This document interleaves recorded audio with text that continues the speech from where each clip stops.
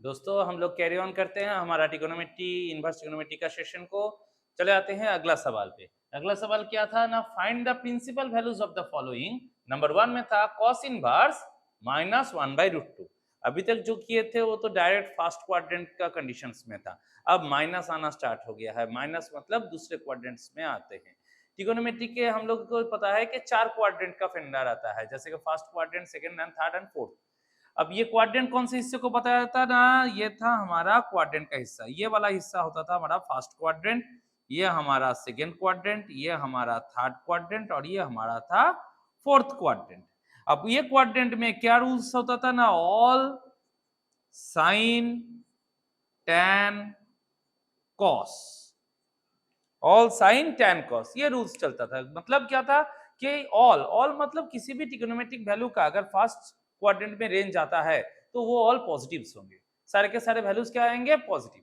अगर second quadrant में लाई होता है तब साइन और कोसेक का पॉजिटिव होगा, बाकी दूसरे का आंसर क्या आएगा, नेगेटिव में। एंगुलर वैल्यू सेम ही रहेंगे कि साइन में क्या आ जाएगा, नेगेटिव आ जाएगा। थर्ड क्वाड्रेंट में टैन और कॉट का पॉजिटिव रहेगा, बाकी सब क्या रहेंगे, नेगेटिव में रहेंगे। फोर्थ क्वाड्रेंट में कॉस और सेक का पॉजिटिव रहेगा, बाकी सब क्या रहेंगे, नेगेटिव में। ये रूल्स के अनुसार ही हम लोग यहाँ पर भी सॉल्व करेंगे। क्लास 11 के पोर्शन में आप लोगों ने सभी ये चीज डिस्कस किया ही होगा, तो मैंने एक बार रिकैप कर दिया और इसी का इस्तेमाल हम लोग यहाँ पे कैसे कर रहे हैं वो देख लेंगे। तो क्या था ना, कॉस इनवर्स -1/√2। अब हम लोग को पता है कि cos π/4 का वैल्यू होता है 1/√2, लेकिन माइनस है। माइनस कौन से में आएगा, तो फर्स्ट क्वाड्रेंट हमारा प्लस था, इसलिए cos π/4 फर्स्ट क्वाड्रेंट में आता है 1/√2, ये पॉजिटिव था। अब ये आ जाएगा क्या, सेकंड क्वाड्रेंट में, इसलिए हम लोग को क्या करना है, पाई माइनस डालना है, पाई माइनस π/4। तो cos π-π/4 का वैल्यू क्या आएगा, -1/√2। अब पाई माइनस π/4 देखेंगे यहाँ पे, cos इनवर्स के साथ cos पाई माइनस π/4, -1/√2 की जगह पे हम लोगों ने बिठा दिया cos पाई माइनस π/4। अब cos इनवर्स cos कैंसिल हो गया, बचा रहा क्या ना, पाई माइनस π/4। इसको कैलकुलेट करेंगे एलसीएम करके, तो आंसर आ जाएगा हमारा 3π/4। ये 3π/4 हो गया हमारा solution. That is the principal value of cos inverse -1/√2। ये 3π/4 सेकंड क्वाड्रेंट में लाई करेगा। इसका वैल्यू फर्स्ट क्वाड्रेंट में, फर्स्ट क्वाड्रेंट 0 से लेके π/2 तक का होता है, π/2 से पाई तक का होता है सेकंड क्वाड्रेंट, और ये π/2 से पाई के अंदर में आएगा। तो 3π/4 हो जाएगा हमारा सॉल्यूशन पहला कंडीशन का। अब दूसरा सवाल में क्या था, cos इनवर्स sin 4π/3। अब ये sin 4π/3 मतलब ये भी फर्स्ट क्वाड्रेंट में नहीं है, 4π/3 फर्स्ट क्वाड्रेंट में लाई नहीं करता है। अब देखेंगे ये कौन से क्वाड्रेंट में आता है, तो इसके लिए ट्रिक्स क्या करेंगे, हम लोगों ने पकड़ लिया ये पूरा एक्सप्रेशन क्या है, y है। तो y equals to cos inverse sin 4π/3। cos को इधर लेके आया तो क्या हो गया, cos y equals to sin 4π/3। अब हम लोग को पता है कि cos x का वैल्यू 0 से पाई तक में ही हो सकता है, इसके कम इससे आगे नहीं होता है। उसका रेंज ही है 0 से लेके पाई।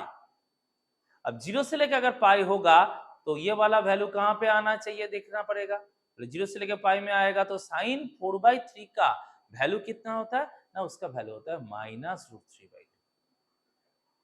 sin 4/3 का वैल्यू आता है -√3/2।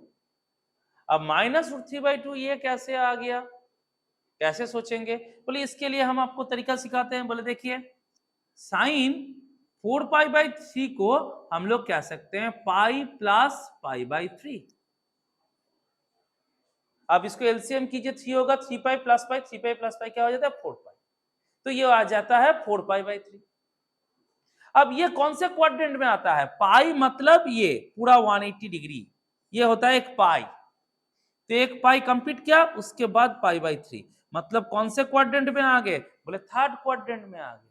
अब थर्ड क्वाड्रेंट में तो साइन हमारा क्या होगा, नेगेटिव होगा। बोले क्यों, क्योंकि tan यहाँ पे पॉजिटिव है, tan और cot पॉजिटिव होगा, बाकी सारे क्या होंगे, नेगेटिव। तो हमारा साइन का वैल्यू क्या आएगा, बोले नेगेटिव आएगा। तो ये क्या हो जाएगा ना, sin π/3 माइनस sin π/3। sin π/3 का आंसर क्या होता है ना, √3/2 होता है उसका वैल्यू, तो -√3/2। तो आ गया देखिए -√3/2। अब ये -√3/2 cos कितने का वैल्यू हो सकता है, तो तो हम लोग देखेंगे √3/2 कॉस कितने का वैल्यू होता है, √3/2 कॉस कितने का वैल्यू होता है, तो √3/2 वैल्यू होता है कॉस π/6 का वैल्यू होता है √3/2, लेकिन माइनस है। अब माइनस होगा तो क्या करेंगे, बोले पाई से माइनस कीजिए, तो हम लोग क्या कह सकते हैं ना, कॉस π-π/6 होता है -√3/2, जैसे कि यहाँ पे किए थे π/4 को π-π/4 इसलिए माइनस में आया था, तो π-π/6। अब इसको कैलकुलेट कीजिए तो देखिए क्या आएगा, 6 एलसीएम हो जाएगा, 6π - π ये हो जाता है 5π/6, तो cos 5π/6 का वैल्यू होता है -√3/2, इसलिए वहां पे -√3/2 इक्वल टू क्या लिखा गया, cos 5π/6। ये 5π/6 क्या होता है, 0 से लेके पाई में बिलोंग्स करता है, क्योंकि पाई माइनस बता रहे हैं मतलब पाई से कम ही होगा, तो 0 से लेके पाई में आ जाता है 5π/6। तो हमारा principal value cos inverse sin 4π/3 का आ जाएगा 5π/6। ऐसे करके हम लोग सॉल्यूशन करेंगे।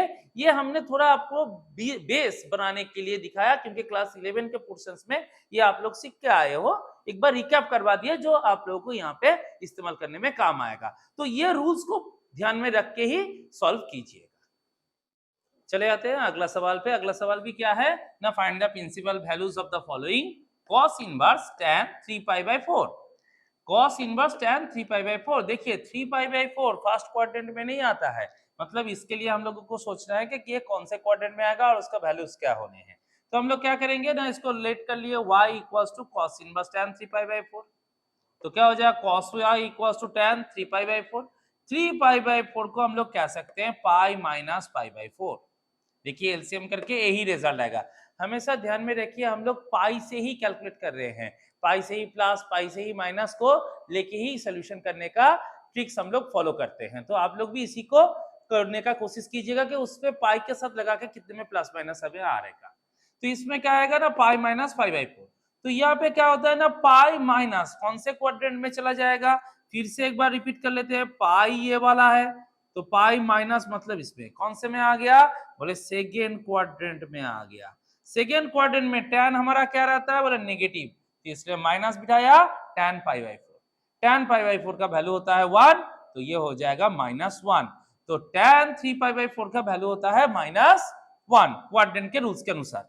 अब -1 cos कितने का वैल्यू होता है ना, cos 0 का वैल्यू होता है 1, तो 0 के ऑपोजिट में आ जाएंगे तो होता है पाई, तो cos पाई का वैल्यू हो जाता है -1। तो यहाँ पे आ गया cos y equals to -1, then cos y equals to cos pi, तो y equals to pi. cos का रेंज 0 से लेके पाई था, तो पाई उसमें सेटिस्फाई हो रहा है, मतलब the principal value is pi. ऐसे करके हम लोग इसका प्रिंसिपल वैल्यू फाइंड आउट करेंगे। चले आते हैं अगला सवाल पे। क्या है ना, cos inverse 1/2 plus 2 sin inverse 1/2। अब तक एक ही टर्म के ऊपर हम लोग कैलकुलेट कर रहे थे, प्रिंसिपल वैल्यू निकाल रहे थे। अब दो टर्म का दिया हुआ है अलग अलग, तो इसका भी हम लोग क्या निकालना है ना, प्रिंसिपल वैल्यू फाइंड आउट करना है। तो क्या करेंगे ना, cos inverse 1/2 plus 2 sin inverse 1/2। 1/2 positive है, मतलब फर्स्ट क्वाड्रेंट वैल्यू है। cos के लिए कितना, क्योंकि बाहर में cos इनवर्स है, तो यहाँ पर भी हमको cos ही चाहिए, तो cos π/3 का वैल्यू होता है 1/2। तो ये हो गया cos inverse cos π/3 plus 2 sin inverse, इधर में 1/2 है, इसको भी हम लोग किस में चाहिए, बोले साइन में, क्योंकि बाहर में sin इनवर्स है। तो 1/2 साइन का कितना वैल्यू होता है, प्लस sin π/6 का वैल्यू होता है। तो ये cos इनवर्स cos कैंसिल हो गया, रहा π/3 plus 2 into sine inverse sine cancel हो गया, क्या रहा π/6, तो इंटू π/6, 2 और 6 कट गया π/3, तो π/3 प्लस π/3 हो गया 2π/3। ये हो गया हमारा रिक्वायर्ड सॉल्यूशन। ऐसे करके हम लोग डिफरेंट टर्मों का भी रिजल्ट अलग अलग निकालेंगे, फिर उसका एडिशन सब्ट्रैक्शन करके पूरा एक्सप्रेशन का प्रिंसिपल वैल्यू फाइंड आउट करेंगे। जब भी करना है एक चीज में ध्यान रखिए, कौन से क्वाड्रेंट में आ रहा है, पाई का रूल्स को ध्यान में रखिए। माइनस रहा तो पाई को इंक्लूड कीजिए, माइनस या प्लस के फिनोमेना में लीजिए। ये सारी चीजें आप लोग को याद रखना है जब भी आप लोग प्रिंसिपल वैल्यू निकालिए इनवर्स ट्रिगोनोमेट्रिक फंक्शन की।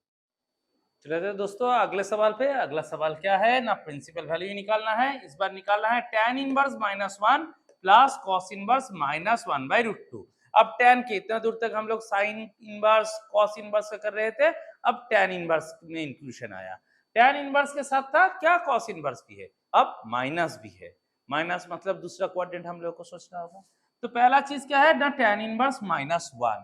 अब tan का 1 का वैल्यू आता है π/4 में, और tan का रेंज आता है -π/2 से +π/2 तक। तब -1 का आंसर क्या आएगा ना, -π/4। π/4 में 1 होता है तो -π/4 में -1 होगा, क्योंकि tan का रेंज -π/2 से π/2, तो यहाँ पे माइनस कह सकते हैं। ये -π/4 हमारा -π/2 π/2 के रेंज में चला आता है, तो इसलिए हम लोगों ने लिखा tan inverse tan -π/4 plus cos inverse. अब -1/√2, इसके लिए क्या क्राइटेरिया होगा ना, 1/√2 आता है π/4 में, माइनस के लिए π-π/4, तो cos में आ जाएगा cos π-π/4, क्योंकि cos में 1/√2 का रिजल्ट आता है π/4 में, माइनस है इसलिए पाई माइनस, तो cos inverse cos π-π/4 as range of tan is -π/2 and π/2 and cos के लिए रेंज होता है 0 से लेके पाई। तो हमारा ये जो -π/4 है ये -π/2 और π/2 में बिलोंग्स करता है, और ये जो π-π/4 इसका रिजल्ट होता है 3π/4, वो हमारा 0 से लेके पाई में बिलोंग्स करता है। तो tan tan कैंसिल हो गया, रहा क्या -π/4 plus cos inverse cos cancel हो गया, बचा रहा π-π/4, तो -π/4 प्लस 3π/4 कैलकुलेट किए, रिजल्ट आ गया 2π/4, काटाकुटी करने से π/2। ये हो गया हमारा principal value of the given equations.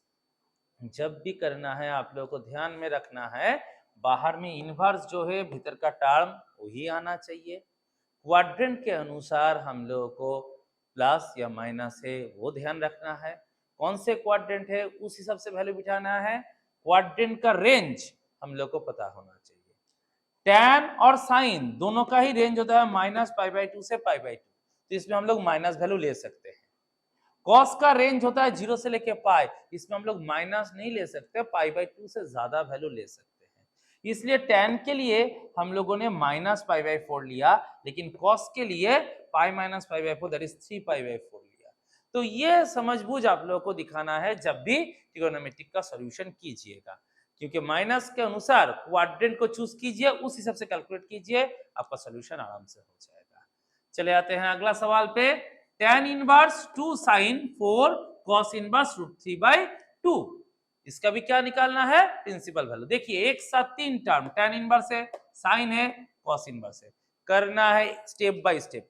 पहले cos इनवर्स को हटाना है, तो cos इनवर्स के साथ क्या वैल्यू है ना, √3/2 है। √3/2 cos कितने का वैल्यू होता है, cos π/6 का वैल्यू होता है। बाकी जैसा है वैसा ही रख दिए, 4 cos इनवर्स √3/2 की जगह पे बिठा दिया cos π/6, तो cos इनवर्स cos कैंसिल हो गया, बचा रहा क्या π/6, तो हो गया 4 × π/6, काटाकुटी किए बचा रहा 2π/3, तो रिजल्ट क्या आ गया ना 2 sin 2π/3। फिर देखिए 2π/3 फर्स्ट क्वाड्रेंट में नहीं आ रहा है, कौन से क्वाड्रेंट में आ रहा है, तो निकाल लेते हैं ना सेकंड क्वाड्रेंट, तो क्या है π-π/3।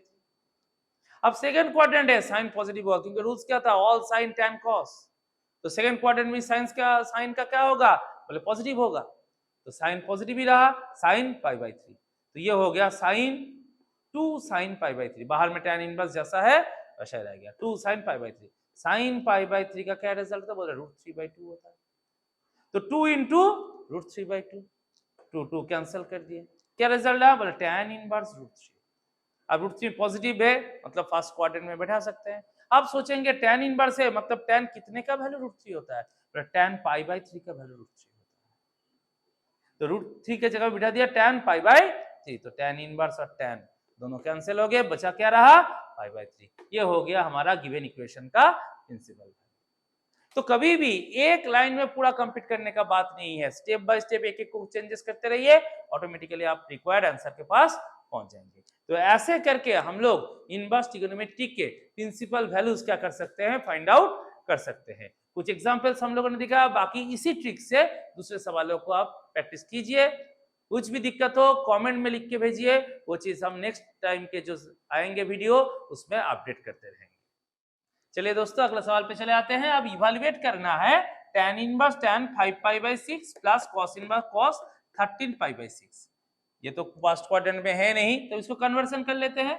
tan इनवर्स tan, हाँ ये मत कर लीजिएगा tan इनवर्स tan देखे साइड कर दिए 5/6 रख दिया, cos इनवर्स cos कैंसिल करके 13π/6 से प्लस कर दिए। ये अगर करेंगे तो एक सरासर गलत हो जाएगा, क्योंकि ये रूल तभी काम में आता है जब वो उसके रेंज में आता है। ये जो वैल्यूज होंगे ये tan के रेंज मतलब -π/2 से +π/2 के अंदर में अगर ये एंगल आया तब हम tan इनवर्स tan को कैंसिल कर सकते हैं, या हम लोग कभी भी उसको कैंसिल नहीं कर सकते। कैंसिल करेंगे तो गलत हो जाएगा, तो पहले क्वाड्रेंट के अनुसार उसको रेंज में लाइए फिर कैंसिलेशन कीजिए। तो क्या कर रहे हैं ना, tan π/5π/6 को हम लोग tan π-π/6 कर लेते हैं। π-π/6 मतलब सेकंड क्वाड्रेंट में tan क्या होगा नेगेटिव, तो आ जाएगा tan इनवर्स -tan π/6। अब tan कैंसिल करेंगे, रिजल्ट आएगा -π/6। यहाँ पर भी cos इनवर्स cos 13π/6, 13π/6 को हम लोग कह सकते हैं 2π + π/6, क्योंकि 6 2 12, 12 + 1 13 हो जाएगा, तो 2π + π/6, 2π + π/6 फर्स्ट क्वाड्रेंट को, क्योंकि क्वाड्रेंट के अनुसार ये फर्स्ट पाई, ये सेकेंड पाई, फिर π/6, मतलब फर्स्ट क्वाड्रेंट में पहुंच जाते हैं। तो यहाँ पे क्या हो जाएगा cos 2π + π/6, इसका फर्स्ट क्वाड्रेंट वैल्यू हो जाएगा, मतलब ऑल पॉजिटिव, तो cos π/6, cos इनवर्स cos। अब हम इसको कैंसिल कर सकते हैं क्योंकि π/6 0 से लेकर पाई में बिलोंग्स करता है, तो cos इनवर्स cos कैंसिल हो गया, बचा रहा π/6, तो -π/6 इधर से आया +π/6, रिजल्ट हो गया 0। ऐसे करके हम इसको इवैल्यूएट कर पाएंगे। नेक्स्ट सवाल में क्या है, अब देखिए अब तक हम लोग साइन किए थे, sine inverse, cos inverse, tan inverse, अब आ जाते हैं सेक इनवर्स और कोसेक इनवर्स। तरीका सेम ही है, सिर्फ उसके वैल्यूज को उसके रूट फॉर्मूले का जो वैल्यू है, क्वाड्रेंट का जो वैल्यू है, उस हिसाब में हम लोग को प्लेस करना है। तो यहाँ पे क्या है ना, सेक इनवर्स √2 + 2 कोसेक इनवर्स -√2, तो √2 सेक में आता है सेक π/4 में, तो ये हो जाएगा sec inverse sec π/4 plus 2 cosec inverse और -√2 कोसेक में आता है कोसेक -π/4, क्योंकि कोसेक का भी रेंज होता है -π/2 से लेकर +π/2, तो -π/4 उसमें हम लोग कह सकते हैं। π/4 में आता है √2, -√2 आएगा -π/4, तो यहाँ पे सेक इनवर्स सेक कैंसिल हो गया π/4, यहाँ पे कोसेक इनवर्स कोसेक कैंसिल हो जाएगा 2 × -π/4, काटाकुटी कर देंगे तो ये हो जाएगा π/4 प्लस और माइनस मिला के -π/2, एलसीएम करेंगे तो पाई -2π/4 -π/4 हो गया इसका सॉल्यूशन। -π/4 हो जाएगा सेक इनवर्स √2 + 2 कोसेक इनवर्स -√2 का रिजल्ट। अब चले आते हैं तीसरे सवाल पे, sine inverse cos 2 cosec inverse -2। यहाँ पे साइन इनवर्स है, cos है, कोसेक इनवर्स है, तीनों कंडीशंस को एक के बाद एक सॉल्व करते चलेंगे। तो पहला क्या है ना, कोसेक इनवर्स क्या है -2, तो कोसेक में π/6 में आता है 2, तो -2 आएगा -π/6, तो कोसेक इनवर्स कोसेक कैंसिल हो जाएगा, क्या रहेगा ना 2 × -π/6, 2 और 6 कट गया, क्या रहा ना -π/3, तो क्या हुआ ना साइन इनवर्स cos -π/3। अब cos का एक रूल्स है, cos -x = होता है cos x, ये सिर्फ cos और sec के लिए होता है, साइन कोसेक tan cot इसके लिए अगर -x रहा तो -sin x हो जाएगा, sine -x -sin x, cosec -x -cosec x, tan -x -tan x, cot -x -cot x, ये सब माइनस सामने आ जाता है, लेकिन cos और sec के लिए ये माइनस वर्किंग नहीं होता, cos -x का मतलब भी क्या होता है cos x ही होता है, तो इसमें हम लोग का क्या आया था cos -π/3, इसका मतलब cos π/3, cos π/3 का रिजल्ट होता है हाफ, साइन में हाफ आता है साइन π/6 में, तो साइन इनवर्स साइन कैंसिल हो गया, रिजल्ट आ गया π/6, ये हो गया हमारा सॉल्यूशन। ऐसे करके इनवर्स के डिफरेंट ट्रिगोनोमेट्रिक टर्मों को हम लोग क्या करेंगे सॉल्यूशन निकालेंगे। इसमें ध्यान रखने वाला बात क्या क्या है, क्वाड्रेंट को ध्यान रखेंगे, कौन से एंगल में वो वैल्यू आता है उसको ध्यान में रखेंगे और रूल्स के अनुसार इसको पुट करने का कोशिश करेंगे, तो फिर हमारा सॉल्यूशन आराम से हो जाएगा।